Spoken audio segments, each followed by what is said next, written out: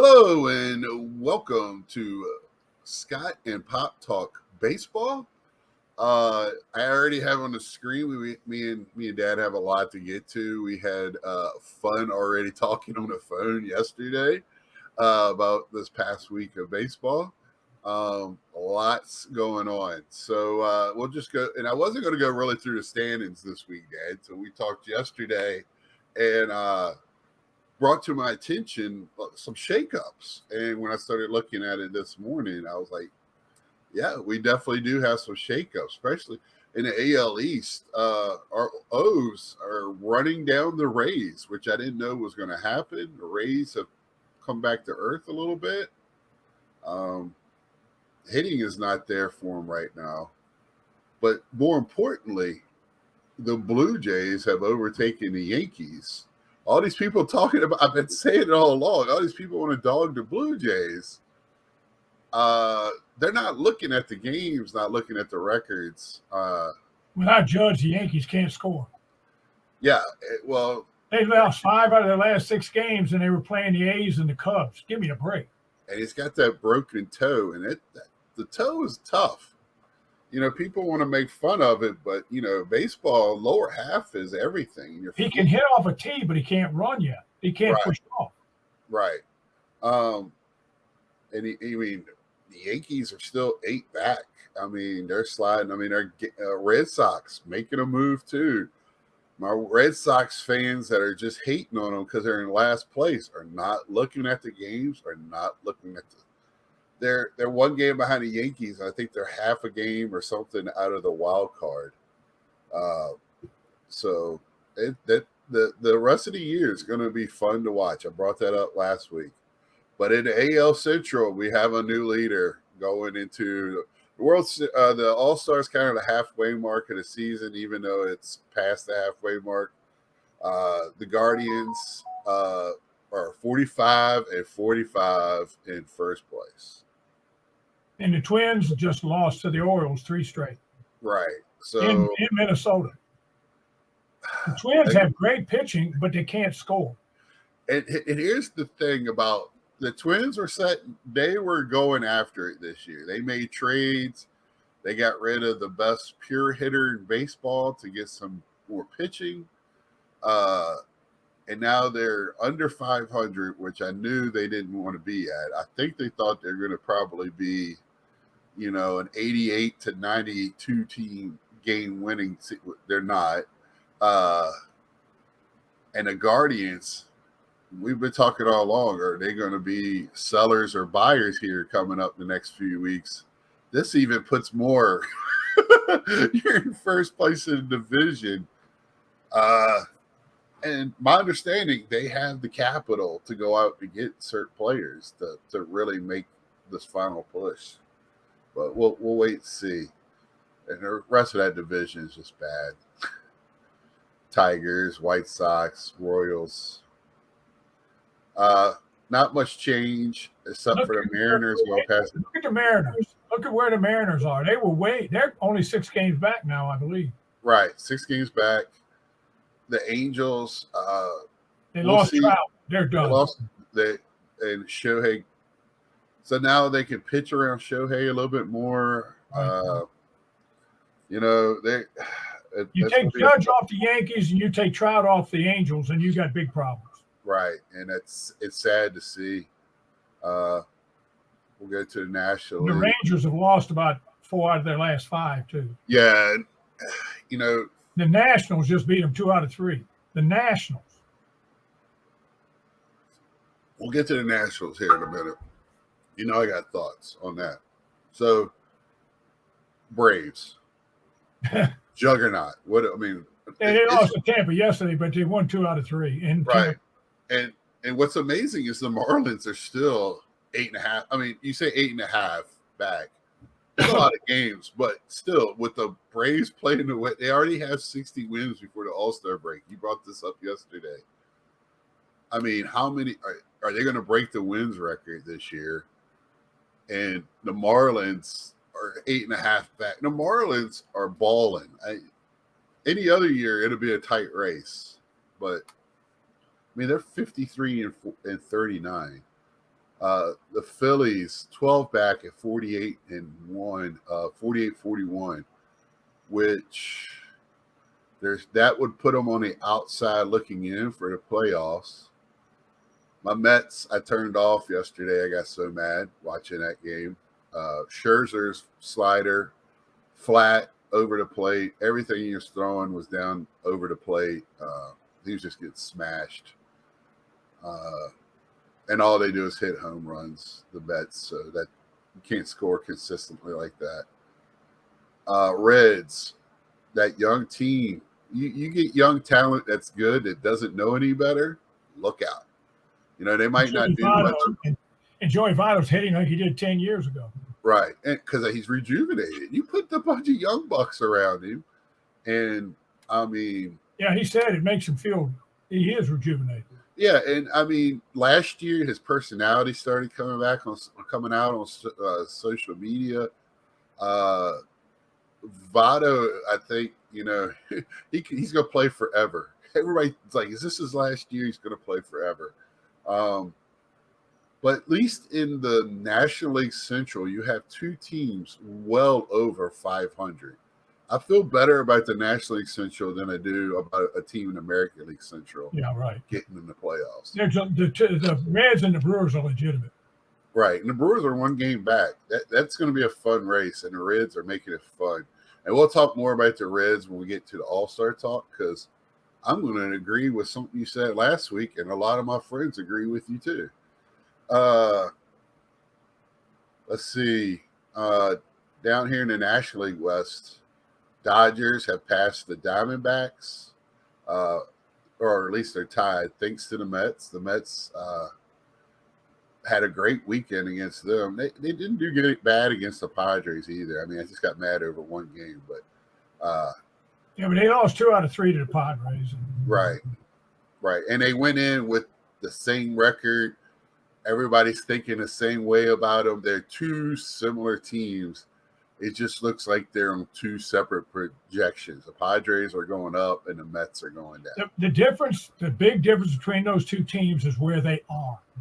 The Mets are stuck behind the Marlins and the Braves, while the Padres really, the Diamondbacks have come back to earth. The Dodgers are nowhere near as good as they were last year. The Giants are just an average to better than average ball club, and then the Rockies are the Rockies. So the Padres have the easier division to climb in. I mean, who is going to catch I don't think the Mets have a chance to catch there's 3 really good teams ahead of them: the Braves, the Marlins, and the Phillies. Where the Padres, they're equal to anybody in their division.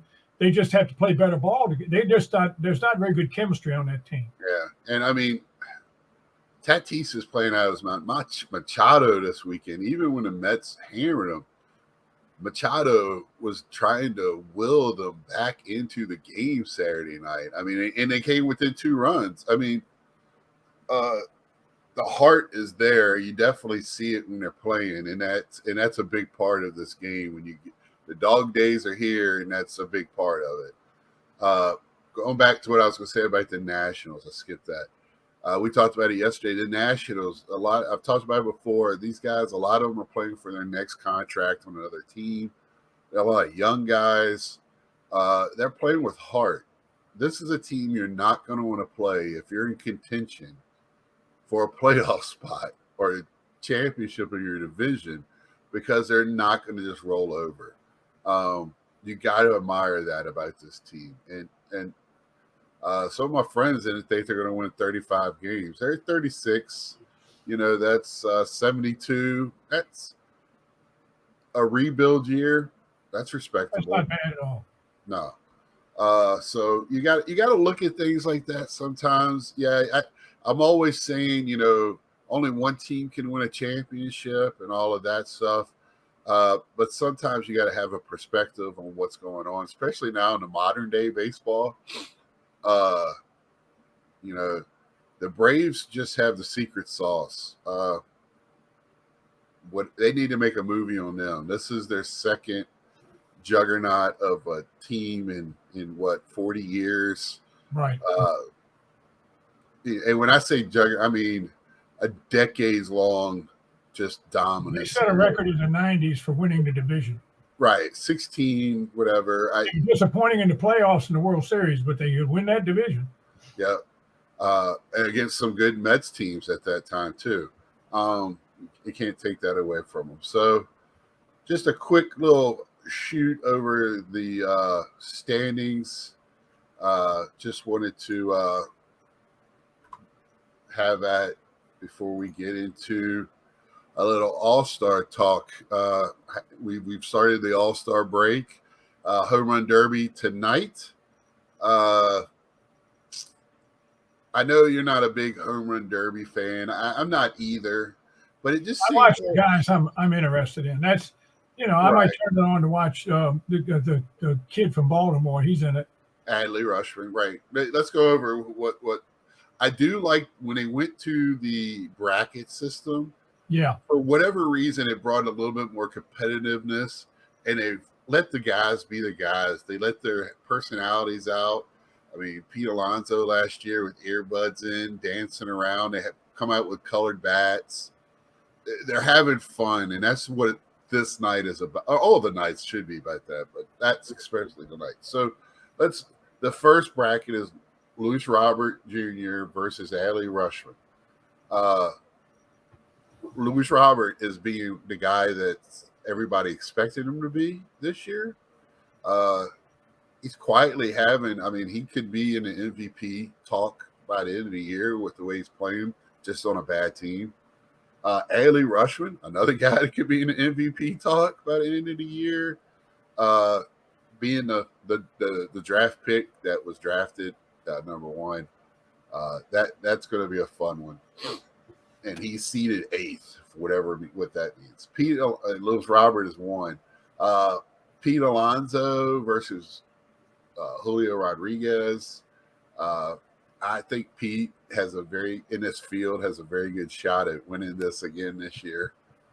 His stamina, you got to have takes a lot out of you swinging for home runs as much as they do in this tournament, but he just uses this as a practice, as batting practice. Mookie Betts versus Vladimir Guerrero. Is this Vlad's first year in this? I kind of like to see him. Like, I want to see a little bit. So he's got good power, but he's more of a line drive hitter. He hits a lot of doubles. Yeah, but I want to see his personality in one of these things like this. And Adalis, Garcia, and Randy Arozarena, great story with them coming in this. Randy shows his personality every day on the field, love him or hate him because of it. I really love the Latin players in baseball now, bringing their style of the game. The Asian market has brought theirs. It's made a complete baseball. But I mean, that's the guys. Do they have some of the greatest home run hitters in the league right now? Probably not, but a lot of people just opt out of this for whatever reason. Now, I know in the past, people have marked it as they went to this, and then after that, they struggled because they changed their swing during this, and it was hard to get it back because they're such a creature of habit. I don't. And it wears you out. And it does. It's more swings, and it's let's see. Most of these guys are on the All-Star team, so I think they all are this year. By looking at it real quickly, so that's just a little rundown on the Home Run Derby. I thought it'd be fun this year for whatever reason. I'm hearing more chatter about the All-Star game. It seems like more people are interested this year. It seems like baseball's made a little bit of a comeback, maybe. The pitch clock and the stolen bases and the getting rid of the shift, and initiating more base hits, more running. I was watching this weekend, seeing people bunt. I mean, good Lord, somebody can still bunt. Well, I've been seeing. I brought that up earlier in the year. I've been seeing a lot more bunting this year. I just wish that the balls they're putting a lot of balls in play, but it's a lot of fly balls. I wish it was more line drive hitting. I tell you what, the Padres put a lot of balls in play against the Mets this weekend. They didn't have to hit nothing, but they did hit their fair share. But I wish there was a little bit better batting averages in the league. I do miss just good base hitting, good shots in the alleys, whatever. I do miss that a little bit. And I have the All-Star roster. So Judge is out, Trout is out in the American League. I don't think there's any changes in the National League. I didn't think Corbin Carroll was going to play, but it looks like he's playing. So Wander Franco is replacing Aaron Judge. Julio Rodriguez is replacing Yordan Alvarez. And this is just in the roster, not in the field, of course. And Cal Tucker is replacing Mike Trout, which Cal Tucker almost should have been probably on the team. Well, he's having a great year. Right. He's had a couple of good years. And the All-Star game sometimes rewards that. But that's one of those things, okay, you put him on, who you taking off? Trout is just on it because he's Trout, doesn't matter. But he's had a good year. And Yordan Alvarez is just a man among boys. So that in American League, that's some new ads. I'm trying to find pitchers. So Shohei is unlikely to pitch in the All-Star game because of a finger issue. He's going to DH, I think. McClanahan is injured and will not play in the All-Star game. And George Kirby for the Mariners is replacing McClanahan. So there you have that. Clayton Kershaw will not play. And David Bernard for the Pirates replaces Kershaw. Because my buddy Mike thought he saw my man from the Mets get on the guy from Japan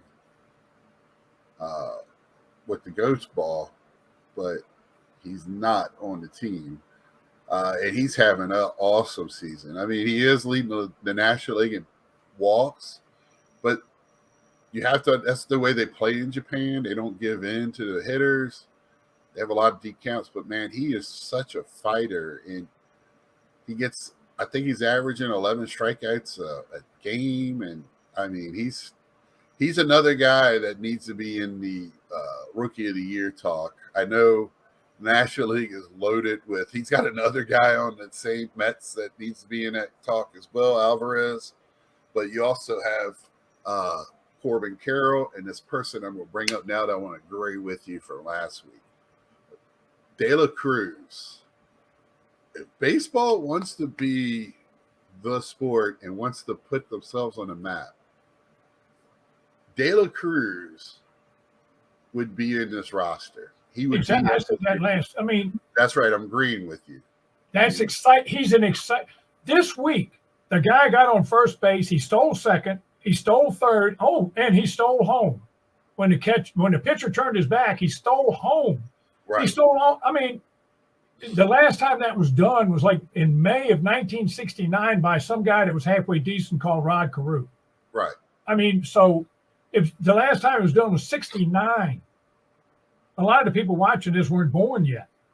And so, I mean, it's just he is so exciting, and I mean, I would just think they want to showcase something. Like, of course, they got a few other kids on that team, Benson and the center fielder, Friedel or whatever his name. I mean, oh my goodness, all those guys can play. I watched them this weekend. I saw one of their games this weekend.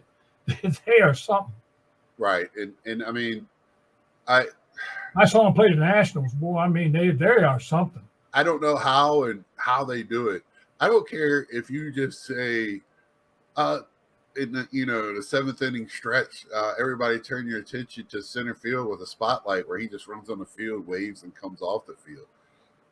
This dude is a very dynamic player. If for some reason they do we're gonna give the Rookie of the Year to Corbin Carroll because he's been there the whole year and he came so late. but yet he's going to have too many at bats and too many game appearances where he can't be a rookie next year. It's going to be a shame because, I love watching Corbin Carroll play too. I think he's awesome. Well, the other thing is too, you still have half a year, so Right. anything can happen in this That's half true. a year. One of them can start. They might catch up. The league might catch up with one of them. Right. The pitchers might catch up with one of them, and they might fall off a little bit. So who knows? Both of them are fantastic players. Right. I see that the National League Reserve still has Dansby Swanson. He's on the IL too. I know that for a fact. He's on my fantasy team, so I know he's not playing either. So they're going to probably have to. There you go. He's out. Put in. There you go. Because De La Cruz plays third and short. So, he's one of those guys. He needs to be announced at the beginning of that game. You want all-stars. You want today's greats. There's nobody greater than that kid right now. Right now. Even if he doesn't get up to the plate, if somebody gets on in about the seventh inning, put him in the pinch run and watch the fun. Right. And watch the pitcher pee or the catcher and the pitcher pee themselves because they might as well just go ahead and tell them to take the next base. Me and my friends talked. I had several friends watch the show last week and contact me and said, your dad is absolutely right.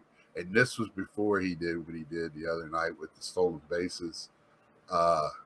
When you have a talent, we've been celebrating all these guys since 2018, 17 with Judge and these rookie kids coming in just taking over. But this guy has been the greatest of all these guys that come in the game. Now, like you said, things can change. But at this moment, he's a gazelle running on the base path. I wish I could watch the games. I'm so upset I can't see the Reds on a daily basis.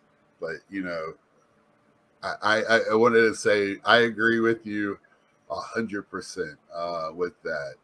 If you want to have a true all-star game, that's what you.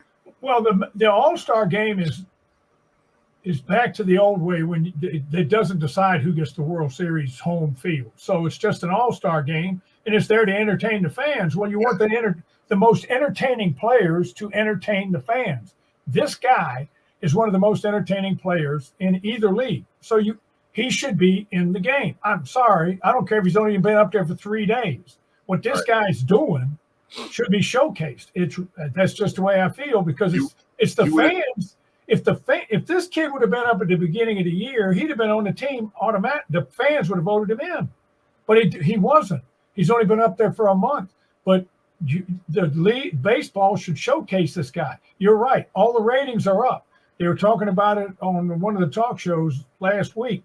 All the ratings in baseball in the regional areas is up. Attendance is up. Everything is up. I mean, even the Nationals are drawing 20-some thousand, and they got 30 wins. I mean, it's you get the most exciting people on the field. That's what you do because it's more for entertainment than it is for who wins and who loses. And I think they have 30-some play and another player. Who cares? Is there rules in the All-Star game? Who cares? It's a showcase exhibition game. It's all well, it might not be it wouldn't be great to take somebody off the team to put him on. But still, I mean, when they had a couple of injuries, he could have been put in. He could have been put in. And I'm looking at National League Reserve, Dansby Swanson. Man, who was playing? Who's the starting third base? Jose Ramirez is the starting third baseman. I mean, how do you argue that he shouldn't be? But man, Austin Riley's on the pitch. That's a tough one there to swallow. Yeah. I guess you couldn't have all 9 of the Braves starting. No, that's the American League. Who's the National League third? Nolan Arenado. So, but I would say Austin Riley's having a better year than Nolan Arenado. So, and Freddie Freeman's starting at first. Can't argue with that either. So I'm surprised that Pete Alonso made it over Goldschmidt.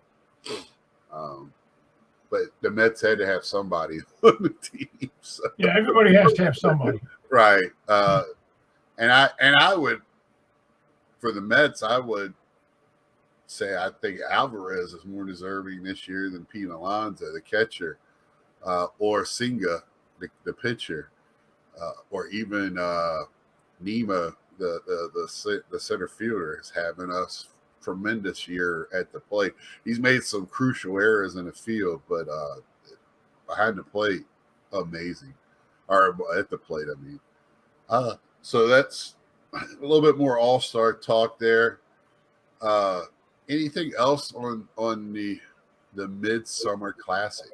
Well, I just have a rundown of the history of it. You asked me to do instead of doing a team. I had the Rockies ready for last week and we ran out of time. So you asked me to do since the All-Star game is tomorrow night, to just do the All-Star game. Talk about the history of the All-Star game. Yeah, and the All-Star game is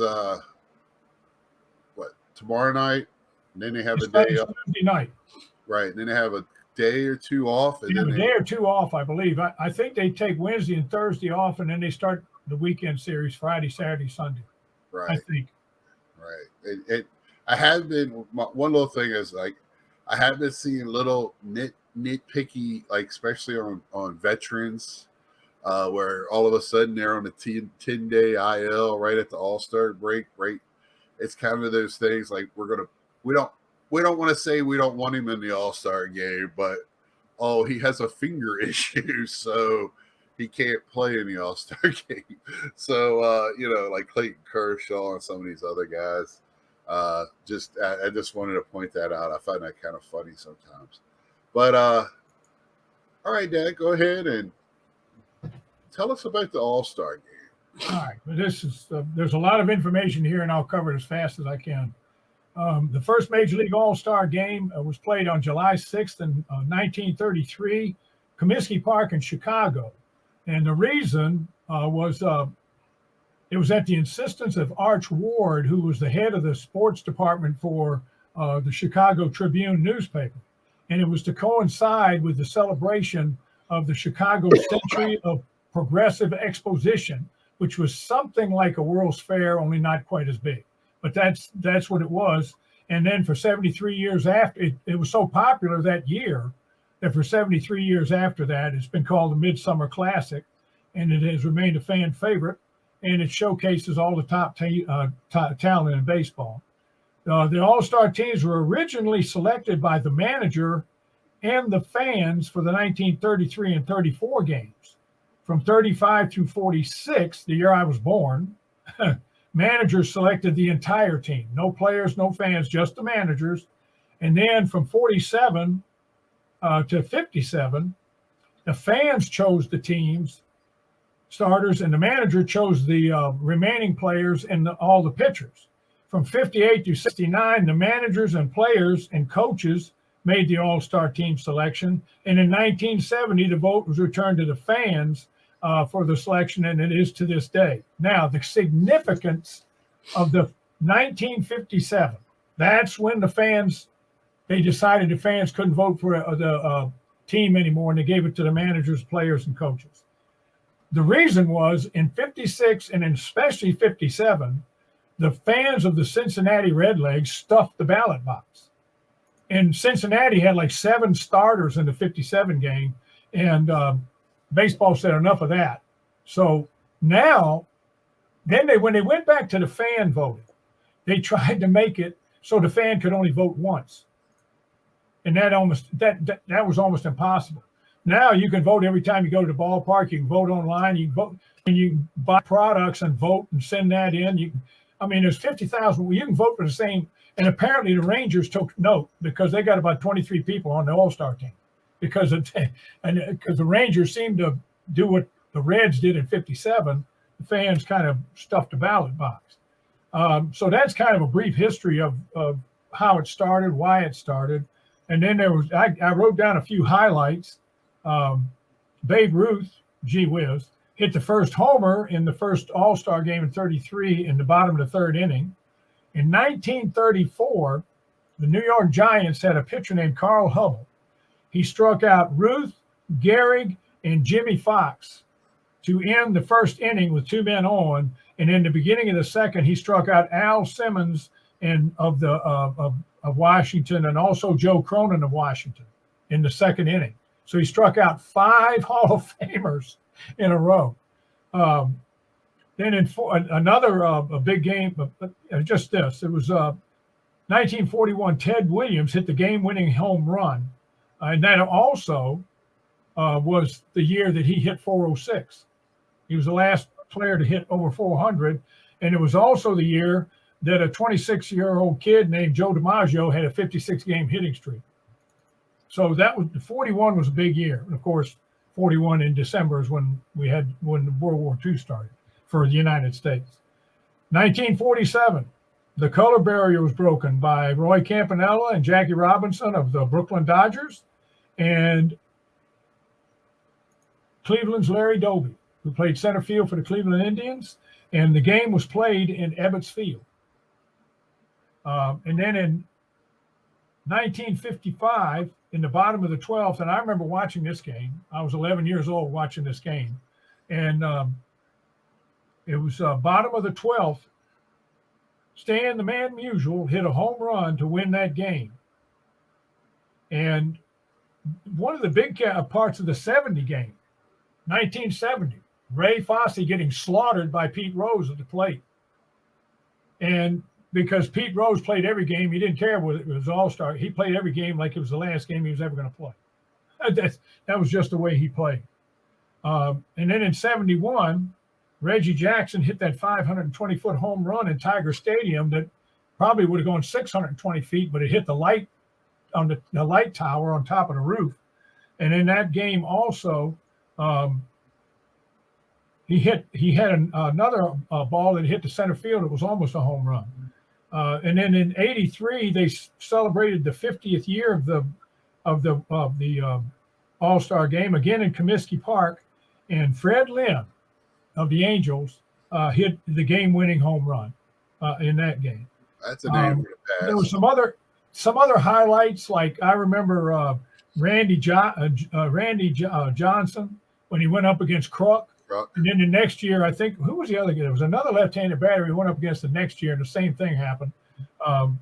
Bo Jackson, the year he played in the All-Star game.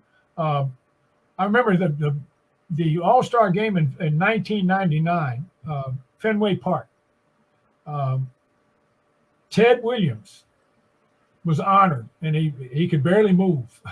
He could barely move, but I'll never forget that because – and that was also, they brought back a lot of the players that played in the All-Star game over the years, and they had them all lined up there in front of the monster in left field around Ted Williams. It was pretty moving.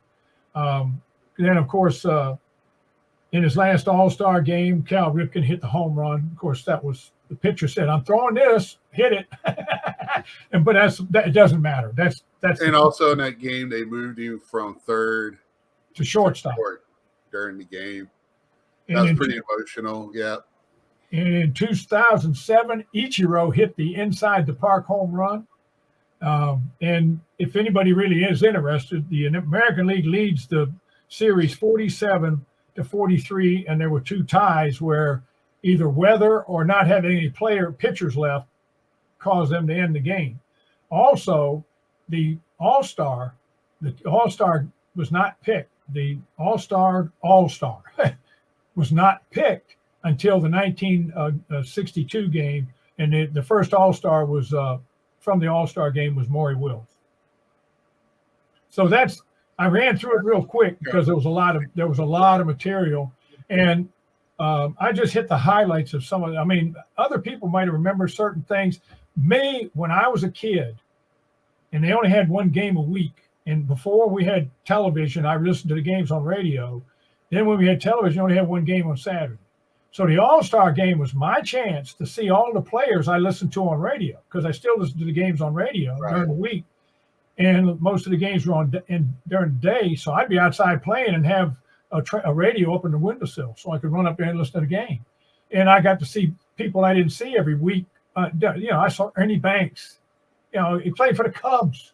You know, I saw people that I saw and Washington senators, and you know, I got to see Richie Ashburn, Robin Roberts for the Phillies, and because you most of the time you saw the Yankees, the Dodgers, the Braves had a lot. They had real good teams in the '50s. The White Sox, so it was kind of limited. And I ate the World Series up because I mean the All-Star game up because I could see all these great players at the same time, and I loved it at the beginning of the game when they all came out and stood on the first and third base. Here I am, a little kid with all my baseball cards thrown on the floor in front of me, sitting on the floor in front of the television, looking at all the players, and I pick up the card and set it over to the side, one for the National League, one for the American League, for when the All-Stars came out. And even, you know, I'm growing up, we didn't have cable. Cable wasn't, you know, until early 80s, mid 80s. So, you know, for me, the All-Star has a similar, you know, I remember 70s. I love watching the beginning of the All-Star game because most of the time I only got to see those guys in This Week in Baseball. You know, same way. We get one game a week and it is the game. And then in the 80s, we got WDCA, so we got to see some Orioles games. But yeah, that I have the same type of memories. It's kind of funny, you know, father son having to say these the kids that have grown up, you know, 90s on with superstations and everything else don't have the same memory we have as that opening, watching those guys line up on the field. And of course, in the late '50s and early '60s, is when the Pirates with Clemente, when he came. Clemente to me, probably one of the best players I've ever seen in my life. He was a true five-tool player, and he was a thrill to watch. And I mean, you can imagine, you watch Clemente, Willie Mays at the end of his career, Hank Aaron still in the middle of his career. That was your three outfielders one year. I mean, wow.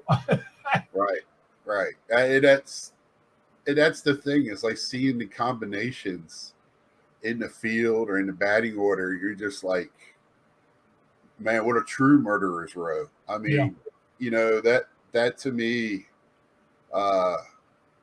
you know, you got to see the golden age. I got to see the 70s, which I really, I thought. I don't know if they got an age for that, but I think there should be with some of that talent that I got to see growing up in the 70s and 80s. I guess we always think the talent when we were kids were superb because they were like. Well, you can't. I disagree with some of the people on some of the talking heads on television that try to compare people because you know you can't. I can't compare. I can't compare Mike Trout completely with Willie Mays because the equipment's changed, nutrition's changed, everybody's got personal trainers. Most of the players when I was a kid, they had winter jobs because they didn't make enough money playing in baseball. I think Yogi Berra worked in his dad's hardware store in the offseason because they all had to have jobs. They were roofers and carpenters, and I mean they had other jobs because they didn't make enough money to sustain them through the year. Now, I will admit, I've always said Clemente, Duke Snider was my favorite player when I was growing up, but Clemente was the best five-tool player I ever saw. But right now, I don't think there's another ball player ever like Shohei Ohtani. As far as for him to be able to pitch the way he does, hit the way he does, run the way he does, field the way he does, throw the way he does, I've never seen anything like him. He's a unicorn, and you can't compare anybody to him. Just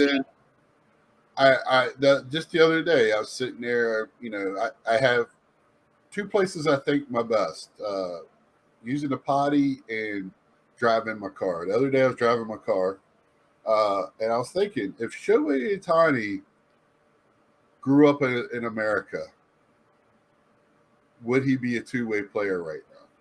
Maybe not. I don't think so.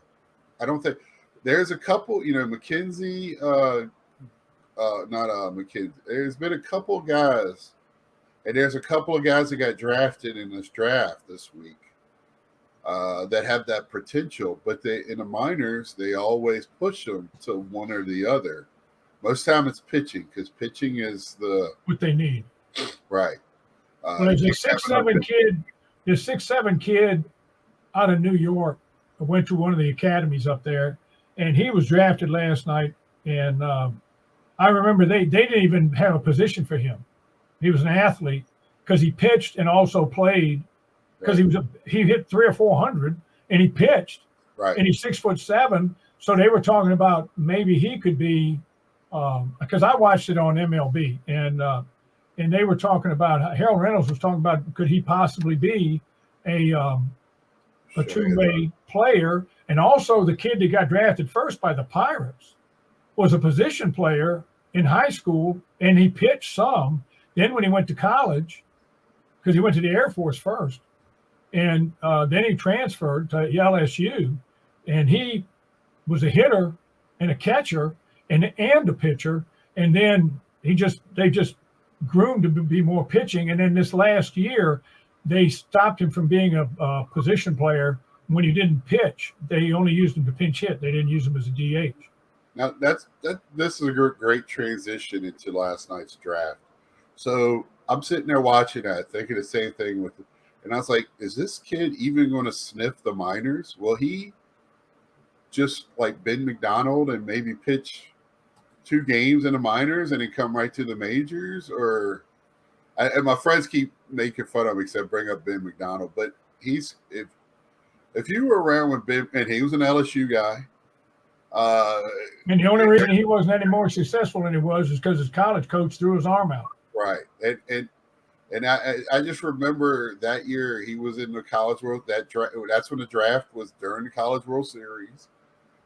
They moved it. I talked to an NFL guy last night, was on my channel, talking about how the MLB has trying to make their draft comparably somewhat to the NFL. They have a combine. They have, they're really building up to it, making these kids. They're having the kids, the first round kids at the draft. But I'm just wondering if he is going to be a potential. Are we going to see him in the majors this year? And I think we will for the Pirates. I think they'll probably have him up later in the season. I really do. I don't know with his age, how much better is that guy going to be? I mean, this dude was throwing just straight. He was throwing 102. And he's got a nasty and he's got a killer slider. Right. His 102 fastball is not his best pitch. His slider's his best pitch. Right. And so I don't even think he'll be a starter. I think he has a chance of being a closer. Think about the Pirates. Think about the Pirates, and they've come back down to earth some, but they're still playing way better than they have in the last few years. And they've got some young talent on that team. You had a couple of pitchers to help them, and who knows how well. And they're in the National League Central, so they're not exactly up against the Braves. I wish I had pulled up the draft thing. But the other thing I noticed, and I was watching it while talking to friends. I had it on my other screen. We have everybody that's in baseball growing up, watches it, knows your shortstop is your best player on your team. Yeah. Oh my gosh. Every other pick, there was 6 shortstops taken in a row. Yeah, because they've also said that they probably would play another position. Right. That's what we were saying. They're like, well, there'll probably be a center fielder. Trey Turner has played some center field when the Nationals needed it. We've talked about this. Right. In Little League, would you try to find your best athletes in Little League, the best athlete, the best one that can throw the ball, pitches. And then when he's not pitching, he usually plays shortstop because he's the best athlete. Or he's a catcher. Yeah. Or he's a catcher. Catcher, shortstop. And that's what I said. I go, I wonder how many of these shortstops will be catchers. Because that pitchers happen as well. Or because they mentioned that last night that the one kid got drafted And they said the only question about him was his hitting ability, was if he struck out a lot. And Dan O'Dowd said, well, if he can't hit, they can make him pitch because he pitches also. He pointed that out. He said he can pitch. He could probably be a closer. Yeah, because the Mets took, a guy that has he's plus, it looks like, what I was reading about him. And I noticed, too, a lot, and we talked about it on the phone, high school kids. Holy smokes, a lot of high school kids. And they are big. Yes. They're big. 200+ pounds, 6'1", 6'2" plus. 6'4". Yeah, I was looking at the same thing, Dad. Man, you were looking at the same thing. Because I like to see, I watch my words. Do they have man bodies already, right? At graduating high school, because you have an adult growth spurt where you might grow an inch or two, but your body changes, like your physiology. You'll change from a boy to a man's body. That teenage body fills out. Your muscle, you retain muscle easier. That's why you gotta be careful shaking an old man's hand, and it can hurt you because he's got a man's body. Well, the thing with the high school players too, when they take the high school players, they're taking a chance that the ceiling is a lot higher than the college kid who's already been playing baseball for 15 years. So yeah, that ceiling they might have already reached, but if that kid from LSU's already reached his ceiling, that's just fine. Well, I mean, the next kid that was taken in the draft by Washington was the outfielder for the Nationals, and this kid, the outfielder for the LSU, and he had an 800 slugging percentage against over 95 fastballs in college. Right. And that's what he's going to see in the pros. Right. See, the difference between baseball can only get so inventive with their draft. The NFL draft is extremely important because those draft picks, the first couple of rounds, can make or break a team because they're going right to the big boys. Right. These baseball kids, they get drafted the first round. I'm sitting there looking at there was 43 of them last night. I saw either their picture or them in person. And there was 43 of them before I went to bed. And I'm sitting there saying, well, I might see half of them in the big leagues one day before I die. So that's it. The rest of them might never make it. The college kids are more likely to at least have a better chance because most of them will not start in A-ball. They're going to start a little bit higher or they'll move faster. But you'll find out if their prospects are not after a couple of. The high school kids, they got a longer road to hoe, But if you're picked first, I mean, if you're now, what is only how many rounds now? It's only a few rounds. I think it's 5. They used to have 15, rounds. 18. Yeah, it was 18. You guys be picked in the 18th round. I know it was a lot more than that. It used to be. I think Piazza was like a 30s round draft pick. No, and he was picked as a favorite. Yeah, it was just picked as a favor. Because it used to be if you didn't get picked in the first couple of rounds as a high schooler, you went to college. You went on to college, yeah. So, well, they said last night the only reason some of these kids might go to college is the money. Because they might ask for too much money and the team won't want to pay it. Well, it shows you when I was watching on the MLB channel. It shows you the money they're slotted in. With that new thing, it's almost now they can get a signing bonus, but it shows you their money that they're already slotted in when they're drafted. But I think with the NIL money, they have to weigh. They can go to a LSU and be a star and shield you get $100,000 a year as opposed to playing in a minor league city getting meal money. Right. And he could shield cars at the local Chevrolet and sign some autographs. You're talking about real money right then. You've already seen it in WNBA players or the girls are staying in college for the NIL. I think the gymnast at LSU that's got a great NIL contract, she's starting a coalition of LSU females, almost like they're unionizing almost.